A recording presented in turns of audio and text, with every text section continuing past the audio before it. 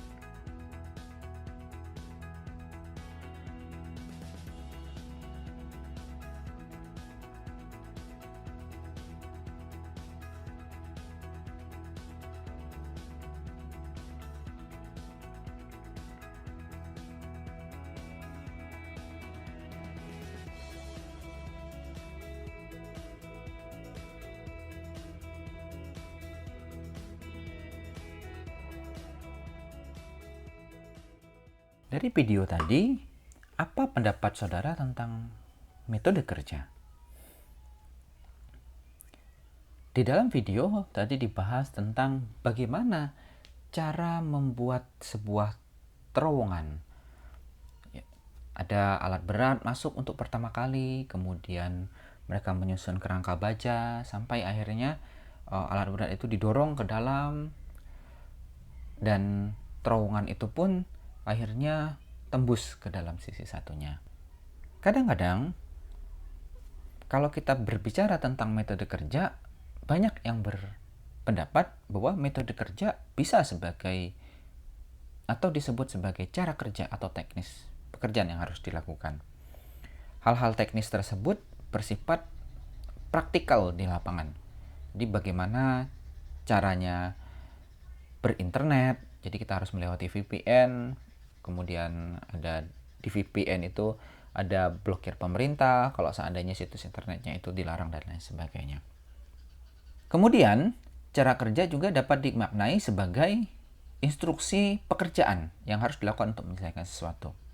Dalam mengerjakan sesuatu, orang memerlukan guidelines atau panduan. Biasanya berupa catatan tertulis. Oh, ini yang harus kita lakukan, caranya mengebor dari samping sini, kemudian mengebor dari samping sana. Metode kerja dapat pula diartikan sebagai petunjuk kerja yang harus dilakukan. Petunjuk kerja dapat berarti sebuah dokumen, lagi-lagi dokumen tertulis, yang bisa digunakan untuk menyelesaikan sebuah pekerjaan secara teknis. Ya, kita berbicara secara teknis. Jadi, apa itu metode kerja? Nah, dari beberapa yang telah kita bahas sebelumnya, saya mempunyai beberapa pendapat dari ahli tentang metode kerja. Metode kerja menurut Rakajoni berarti cara kerja yang bersifat umum, yang sesuai untuk mencapai tujuan tertentu. Pendapat senada juga dikemukakan oleh Baryawan. Baryawan memandang metode kerja merupakan cara kerja yang tersistem untuk memudahkan pelaksanaan suatu kegiatan guna mencapai tujuan yang ditentukan. Pendapat lainnya dikemukakan oleh Bisno bahwasannya metode merupakan berbagai teknik yang digeneralisasikan secara baik sehingga bisa digunakan atau diterima serta dipergunakan secara sama dalam suatu ketentuan seperti satu disiplin, praktek, atau bidang disiplin dan praktek. Bisa kita simpulkan bahwasannya metode kerja itu dapat menjadi acuan bagaimana kita bekerja.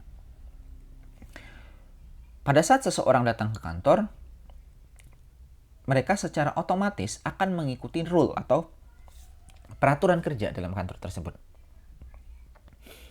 Bagaimana berpakaian, kemudian bagaimana menyalakan komputer, bagaimana mengajukan pencatatan keuangan, kertas yang bagaimana digunakan, atau jawaban atas bagaimana kita bekerja. Kemudian metode kerja juga dapat dipandang sebagai suatu panduan yang dapat membuat pekerjaan itu menjadi mudah. Kita tidak perlu menerka-nerka bagaimana cara kita bekerja, karena merupakan sebuah dokumen tertulis dan formal, ya kita tinggal mengikuti saja. Metode kerja juga bisa dipandang sebagai guideline atau sebagai petunjuk kerja. Lagi-lagi sebagai guideline-nya harus tertulis. Sehingga semua orang mempunyai metode yang sama. Misalnya bagian administrasi dalam menyusun atau menyimpan dokumen itu menggunakan sistem abjad. Nah, metode dari sistem abjad itu seperti apa? Oh, sistem abjad memerlukan guide yang memiliki label abjad dari mulai AA, AB, AC, dan seterusnya. Kemudian metode kerja dapat dipandang sebagai satu cara yang digunakan untuk menyelesaikan pekerjaan. Nah, bisa kita simpulkan bahwa metode kerja merupakan bagaimana cara kita bekerja yang dapat memudahkan dalam aktivitas kita sehari-hari sebagai standar atau petunjuk untuk menyelesaikan sebuah pekerjaan. Secara kompleks, metode kerja dapat kita lihat di video berikut ini. Selamat menyaksikan. Ada Express, selamat datang. Dengan saya Nurul, ada yang bisa kami bantu? Iya Mbak, mau kirim paket. Baik, silahkan duduk Pak. Paketnya berupa apa? Paketnya berupa sepatu Mbak. Boleh saya cek Pak? Boleh, silakan. Baik. Saya cek paketnya dulu ya Pak. Iya, silakan.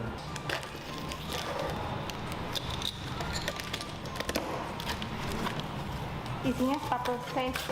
Paketnya saya timbang dulu ya Pak. Iya Mbak. Apakah paketnya mau diasuransikan Pak? Tidak usah Mbak. Oh baik. Saya input datanya dulu ya Pak. Boleh.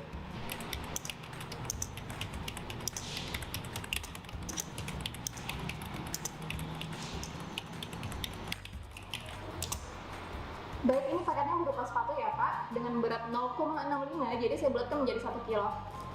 Ke alamat Jalan Gunung Lompo Batang, Kelurahan Temas Sarange, Kecamatan Palatayang, Kabupaten Pindrang, nomor 307, Provinsi Sulawesi Selatan.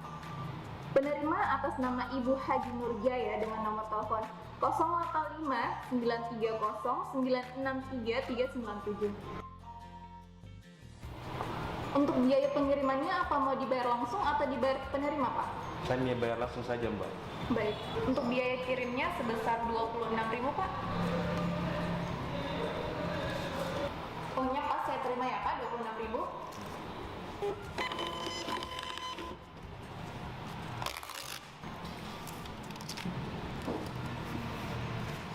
Ini Pak resinya. Oh iya Mbak. Iya, terima kasih. Iya, sama-sama. Ada lagi yang bisa saya bantu Pak? Udah itu aja Mbak, terima kasih. Baik. Terima kasih sudah menggunakan jasa ID Express dan selamat beraktivitas kembali Pak.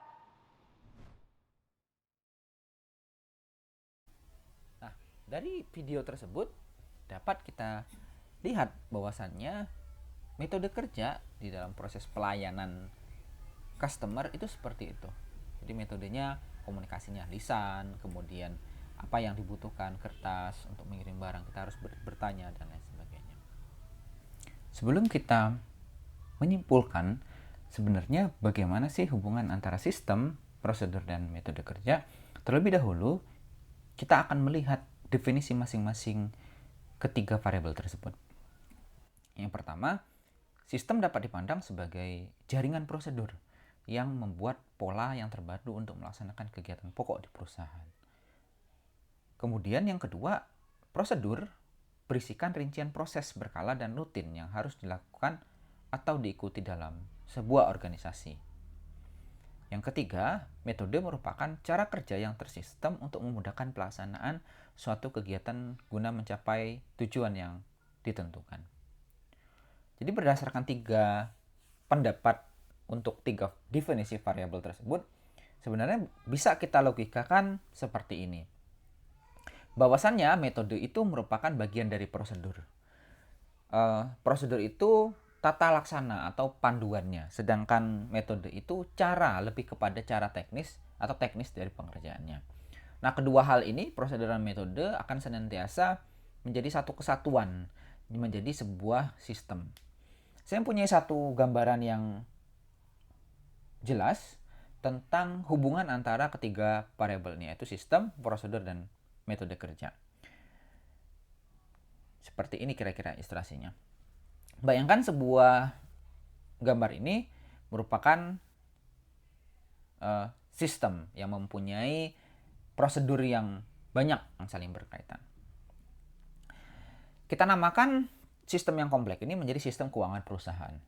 Dalam sistem keuangan perusahaan ada beberapa prosedur yang harus dilakukan oleh pegawai keuangan atau bagian keuangan. Di antaranya ada prosedur pengolahan uang masuk, prosedur pengeluaran uang keluar, prosedur pelaporan transaksi keuangan, dan prosedur pencatatan transaksi.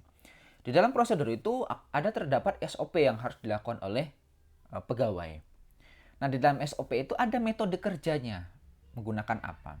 Ya, contohnya misalnya prosedur pengolahan uang masuk, di mana di dalam prosedur itu kita harus melaporkan mutasi kas atau bank. Jadi setiap ada perubahan mutasi, uang itu berapa masuknya, kita laporkan. Nah, itu cara metode pengerjaannya, cara teknis pengerjaannya. Begitu juga kalau seandainya uang itu berupa uang keluar. Sedikit atau banyak pun uang keluar yang dilakukan, itu harus tercatat dalam buku mutasi kas atau bank masuk, bank keluar. Kemudian proses pencatatan transaksi keuangan. Banyak metode yang harus dilakukan. Yang pertama, kita harus mencatat jurnal umum. Nah, cara mencatat jurnal umum itu metode, caranya. Kemudian kita harus, selain mencatat, kita harus melampirkan bukti uang keluar atau masuk.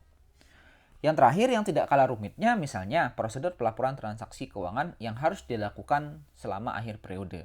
Biasanya akhir bulan atau tahun. Di mana di situ kita harus melaporkan laporan laba rugi. Nah, metodenya prosedur pelaporan transaksi keuangan. Metode yang digunakan membuat laporan laba rugi. Nah, di laba rugi itu harus ada beberapa ketentuan yang memuat laba rugi itu harus mencantumkan apa saja. Laporan perubahan modal itu harus mencantumkan apa saja. Laporan arus kas itu harus mencantumkan apa saja. Dan neraca itu apa saja. Sehingga apabila bisa kita simpulkan di awal bahwasannya sistem, prosedur, dan keuangan merupakan satu kesatuan yang menyusun cara bekerja dalam satu perusahaan. Jadi ini ada sistem gitu, cara kerjanya seperti ini. Kemudian metode yang digunakan seperti ini. Semoga gambar ini bisa menjelaskan tentang hubungan dari ketiga itu. Oleh karena itu, pada video kali ini dapat kita simpulkan bahwasannya yang pertama, metode kerja merupakan bagian dari prosedur yang digunakan sebagai petunjuk atau cara kerja untuk menyelesaikan prosedur kerja. Prosedur kerja merupakan jaringan yang menyusun sebuah sistem kerja. Nah, sehingga metode kerja merupakan komponen paling kecil di antara sistem kerja dan merupakan bagian langsung dari prosedur kerja. Semoga video ini bermanfaat. Ketemu lagi di video-video pembelajaran selanjutnya. See ya!